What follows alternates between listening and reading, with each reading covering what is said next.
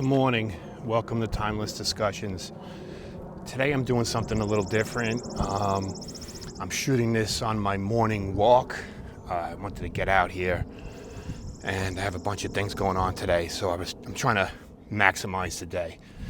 So I apologize if I sound winded, if it's shaky. I don't have one of those gyro things. I should probably get one of those, but if you watch, you know I do most of my stuff stationary, so a little different today. So yesterday was a very joyous occasion for me. My son graduated University of South Carolina in Columbia, South Carolina. So my family was there celebrating, taking pictures, walking around campus, and all that stuff. So of course, me with the eye for history, whenever I'm in Columbia, I'm gravitated to the sites. There's so many hidden gems there, and you don't have to dig deep, but they're not like right in your face. But you have to kind of know where to look.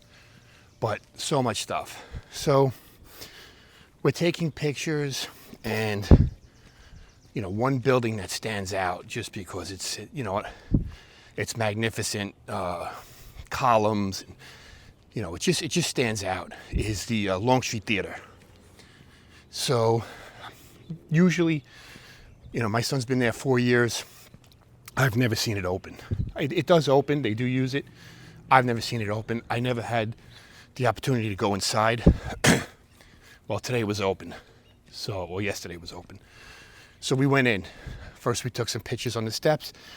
And then we went in, and let me give you a brief history of the place and the surrounding area, and then I'll talk about the theater.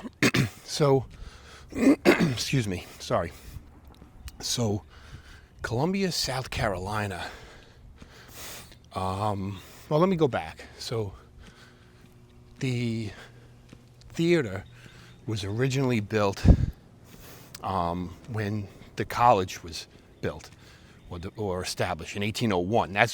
That's when the college was established, 1801. And it was originally the College of South Carolina, or South Carolina College. That was the original name. And it flipped back and forth over the years from South Carolina College to University of South Carolina. So the college is established in Columbia in 1801. And in 1855, the theater building is built. But it wasn't originally a theater, it was a chapel. It was meant to serve as a chapel and an auditorium for the college. It stayed that way for a few years. Civil War breaks out 1861. Civil War goes from 1861 to 1865. Now, Columbia, South Carolina,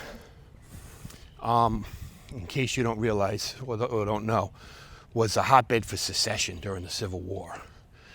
And although Richmond, Virginia was the Confederate capital, South Carolina was like a main hub for the Confederacy for many reasons. Its location, the pro-Confederacy feeling, sentiment. South Carolina during the Civil War South Carolina was the first state to secede from the Union. They were number one. Okay, they led the charge, and South Carolina was the state that had the most support for the Confederacy. So a lot of the southern states had mixed feelings. There was pro-secessionists and there was pro-Union. That's how we got West Virginia, right? Virginia was split up, but South Carolina was wholeheartedly behind the Southern cause. So that's a little background. So the war goes from 1861 to 1865, and in 1865, it's not looking good for the Confederacy. Things are going bad. It's the end. So Sherman, William Tecumseh Sherman, he has his march through Atlanta, through Georgia, and South Carolina. And he had a theory of total war. And his theory was that the people, the Southern people, should be held accountable for the losses during the Civil War. The losses of life on both sides, and just everything, all the devastation that was caused over the 4 years. So his total war theory was to literally destroy everything. Civilian-owned property, just government built, just burning everything, destroying railroads. I mean, really creating total devastation. Now, when he gets to Columbia, he's really, he's looking at Columbia, South Carolina, as the reason why the Confederacy ever came to being.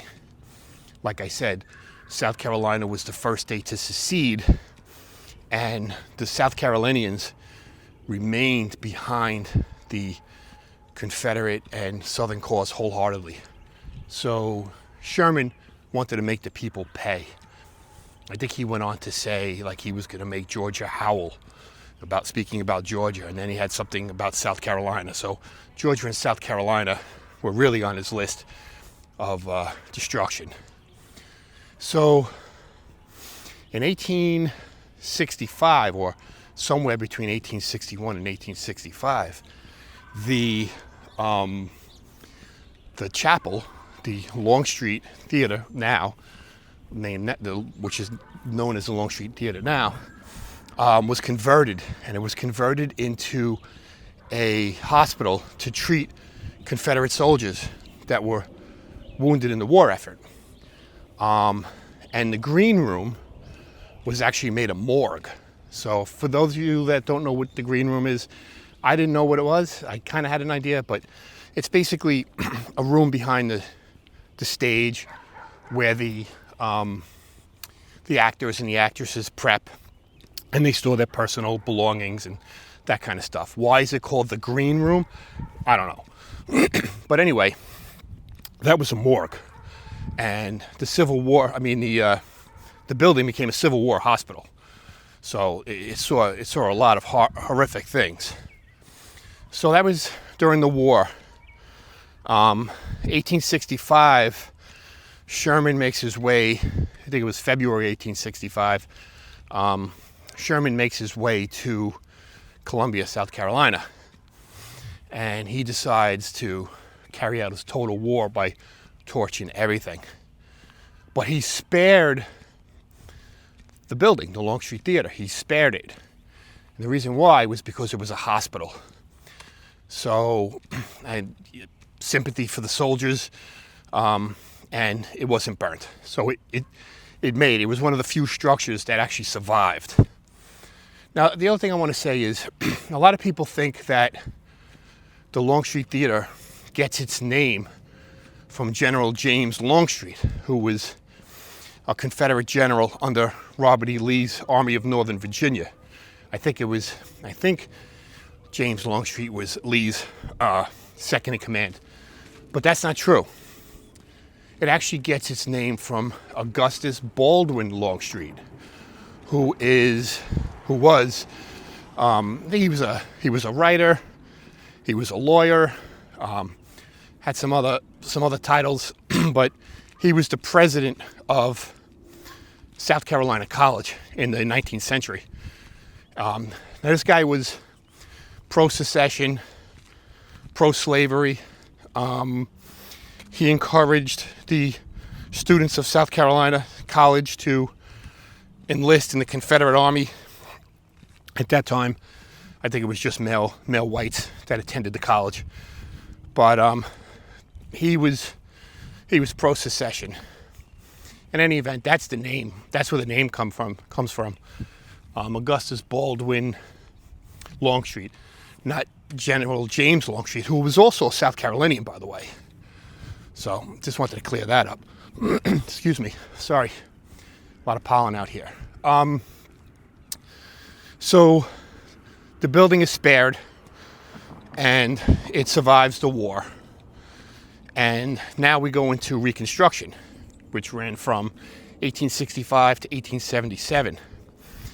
Now, the Union was very concerned about South Carolina, specifically Columbia, because of the pro-Confederate, pro-Southern feelings of the inhabitants. Also, many of which had their personal property destroyed by Sherman. So they knew that it could be a problem. So it was occupied by federal troops for that period of time, 65 to 77. And during which the Longstreet Theatre was not used as a hospital, but it was housing soldiers, probably ranking officers. So it was still remained. And then throughout the years, it just became a theater. They used it as a theater. And South Carolina College and University of South Carolina switched names throughout the years, back and forth, various reasons. But I went in there yesterday. I went into that building. Now, I was a little concerned. And by the way, I wanted to post this kind of on site, but obviously I was celebrating my son's graduation, and that wouldn't be appropriate. So here I am now. But I wanted to go inside, and I did go inside. But at one point I saw one of those blower machines.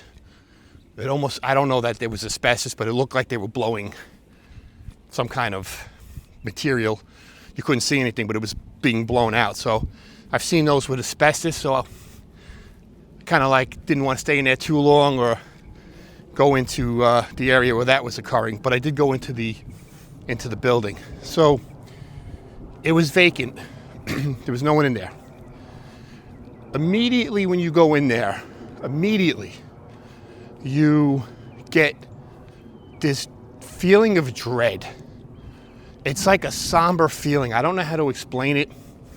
It's just like a heavy feeling. Okay, you do get that. We walked around.